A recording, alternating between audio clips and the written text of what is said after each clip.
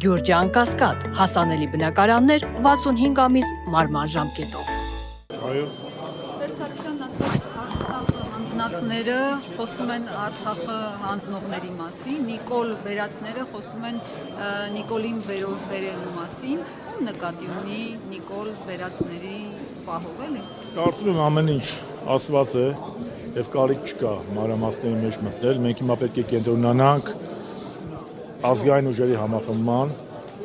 Հայաստանի անկախությունը պաշտպանելու, թույլ չտալու, որ երրորդ հանրապետությունը դառնա պատմություն։ Իսկ այն, որ Նիկոլ Փաշինյանի ռեժիմը հետևողականորեն գնում է Հայաստանի հանրապետության գաղափարական ու բովանդակային հիմքերը, այն է անկախության հռչակագիրը մերժելու ճանապարհով, այսինքն 90 թվականի օգոստոսի 23-ը մերժելու, հետևաբար նաև 91-ի սեպտեմբերի 21-ի ԱՅՈ-ի գաղափարը մերժելու ճանապարհով, սա փաստ է։ Այսօր մեր թիվ 1 խնդիրը պետք է լինի թույլ չտալ Հայաստանի Հանրապետության վերածումը Էրմենիստանի։ Դուք կոնկրետ ո՞ր քաղաքական ուժի օգտին եք աշխատել։ Ես կոնկրետ ասեցի, ԱՅՈ եմ ասելու անկախության հռչակագրին, դեմ եմ ասելու նիկոլիզմին։ Ընտրությունների։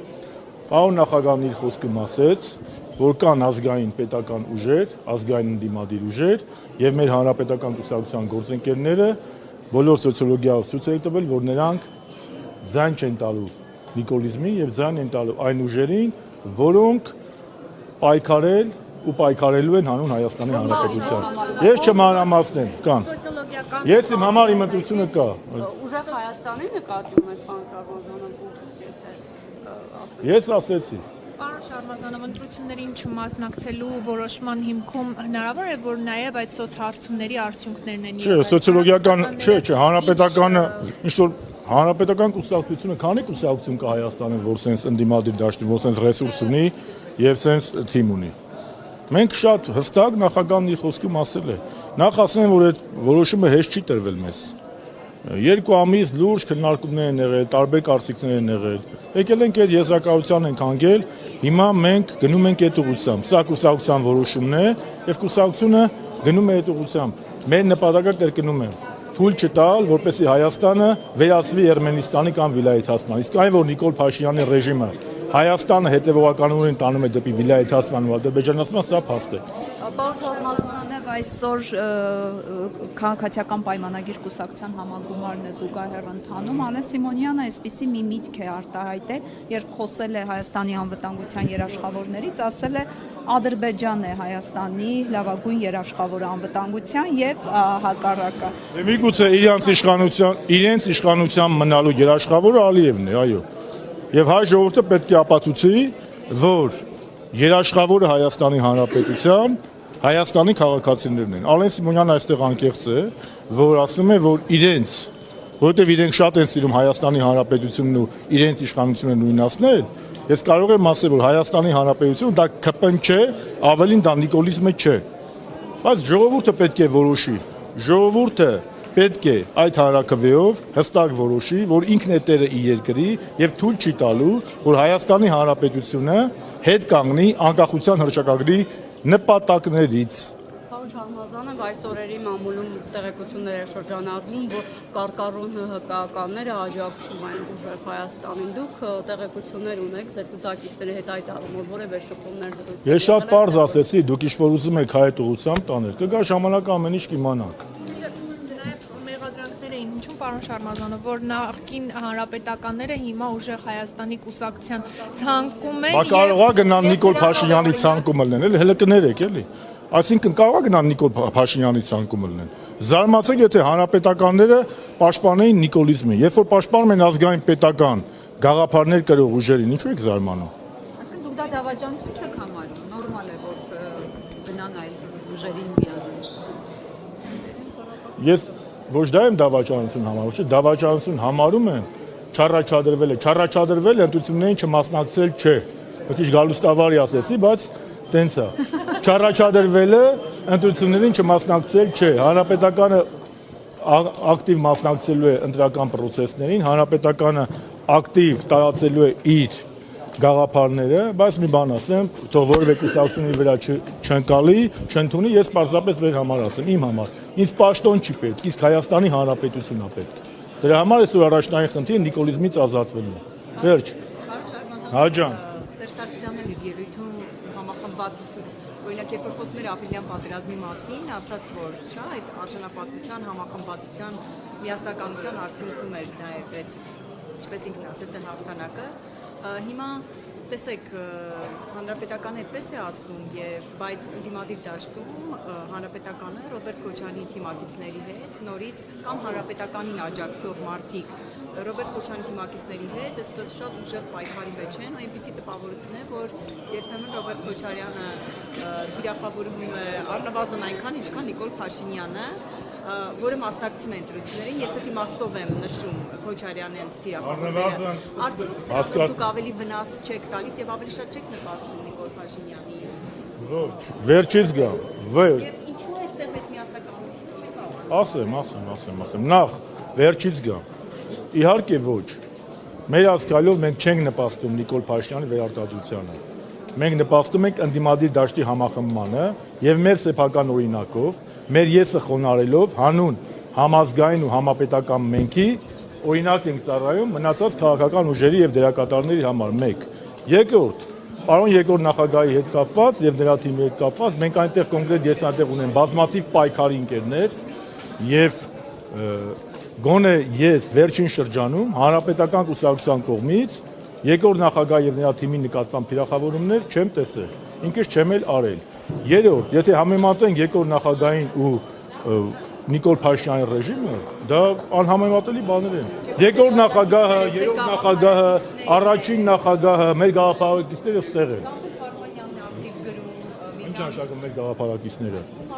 Ձեր հետ են եղել ձեր թիմի հետ։ Մեր հետ շատ մարդ ա եղել։ Հիմա դուք ուզում եք ասել, ովքեր որ Քոչարյանի դեմ հիմա Քոչարյանն երկրորդ նախագահ Ռոբերտ Քոչարյանին դրա թիմի դեմ գրառումներ են անում, որ ինքը ընտրություններին մասնակցելով օգնում է Նիկոլ Փաշինյանի վերարտադրությանը։ Կուսակցության հետ չունեն հանրապետականի հետ։ Ոչ։ Ոչ։ Միքայել Մինասյանի կողմնակիցներն են, կապ չունեն հանրապետական։ Ձեր նշած անձը հանրապետական կուսակցության անդամ է։ Ղեկավարում կառուցման անդամ է։ Համագումարի պատվիրակ է։ Դե դուք ձեր հարցի պատասխան։ Ես չեմ ուզում ասում, ես ուղիղ ասում եմ։ Հանրապետականը կարիք չունի որևէ մեկի թիկունքում պահկվելու։ Եթե հանրապետականը բան ունենում է ասելու, ժամանակ եղել է, ես էլ եմ ասել։ Բայց հիմա ձեզ կխնդրեմ, ոչ թե կենտրոնանալ ընդդիմության տարաձայնությունների, այլ ազգային ու պետական շահի համախմբման վրա, որովհետև մեր շահը մի բան է պահանջում։ Մեր ասելով ոչ թե հանրապետական, այլ Հայաստանի Հանրապետության, որ հունիսի 8-ին չվերարտադրվի այս ստի ու կեղծիկի խորհրդանիշ նիկոլիստական իշխանությունը։ Հերթով։ Մեկ էս պահի հանրապետականների հետ, բայց այդ մարդը մի օրակարգ է նախաձեռնել առաջացրել, որը ՀՀԿ-ի թիվ 1 օրակարգն է դարձել։ Քանի տարի է ճանաչում։ Հենց տենց։ Ահագին ճանաչում եք, չէ՞։ Ես երբևէ խուսափել եմ ինչ-որ բանից խոսելու։ Իմ այո, դե կապ չունի։ Հիմա ձեզ հետ էլ կապ ունեմ, դուք հանրապետական եք, երեխեք սաղ հետ էլ կապ ունեն, հանրապետական եք, կարող ենք 1000 հարցերում իրար կարծիք կիսել։ Ես ձեր գործերի համար պատասխանատու եմ կամ դուք իմ։ Իհարկե ոչ։ Այդ մարդիկ ազատ մարդիկ են, իրանց կարծիքն են արտահայտում։ Այսպես ասենք, հա, պարոն Շարմատov, ուղղակի մենք ճշտում։ Գայանե ջան ասեմ, ճշտում պետք չի, արի ես ասեմ։ Մելիք Ադամյան 2-ից, այո, Մելիք Ադամյան 2-ից նախաձեռնված գործընթաց չէ դա։ Եթե կարիք լինի, իսկ կարիք լինելու դեպքում հանրապետական կուսակցության ներկայացուցիչները եւ ԵԶ պարոն Աշոտյանը եւ մեր պատգամավորները միշտ է շատ բաց, հստակ եւ սուր մեր կարծիքը արտահայտել են։ Ցանկացած հարցի վերաբերյալ։ Պարոն Շարմազանը,